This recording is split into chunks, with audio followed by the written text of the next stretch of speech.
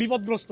আমি যুক্তি খাতিরে বলতে চাই, একজনকে যদি আপনি মনে করেন যে 3 বেলা খাবার দিবেন না, সে কিন্তু সেটা প্রস্তুত, কিন্তু এক বেলা মোবাইল ছাড়া থাকতে একটা লোক কিন্তু থাকতে পারবে না, থাকতে পারবে না।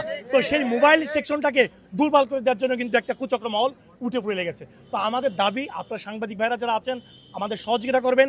এই বাংলাদেশে খেটে খাওয়া মানুষ থেকে শুরু করে স্টুডেন্ট সমাজ থেকে শুরু করে প্রত্যেকে কিন্তু মোবাইলের একটা যুগোপযোগী ব্যবহার তারা করছে।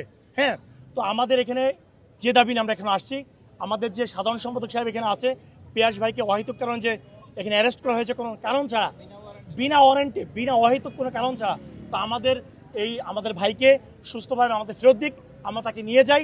পরবর্তীতে যদি এই বাংলাদেশে যে ব্যবস্থা আছে বা যে আইনি প্রক্রিয়া আছে, আইনি প্রক্রিয়ার মাধ্যমে বাংলাদেশ অফিসিয়াল আনঅফিসিয়াল সবার সাথে বসুক, যারা আমরা ব্যবসা করি মিনিমাম 25,000 ট্রেড লাইসেন্সধারী, মানে যারা লাইসেন্স করে ব্যবসা করতেছে, তাদেরকে অহেতুক ব্লেম দিয়ে তাদেরকে ঘরে বসে দেওয়ার ব্যবস্থা করতেছে। তো আপনাদের সাংবাদিক ভাইদের প্রতি অনুরোধ, আমাদের কথাগুলো, আমাদের যে বাংলাদেশের যে মোবাইল ব্যবহারে বা মোবাইল ব্যবহারের সংকট যে তৈরি হচ্ছে, এটা থেকে আমাদের মুক্তি পানে আপনারা একটু কাজ করবেন এবং আপনারা অবশ্যই এটা প্রচার করে জানাবেন যে আমরা আসলে বৈধতা নিয়ে এবং বাংলাদেশ সরকারকে সঠিক ট্যাক্স ভ্যাটের মাধ্যমেই ব্যবসা করতে চাই, তবে সেটা সবার সাথে সমন্বয় করে বসে সমালোচনার মাধ্যমে।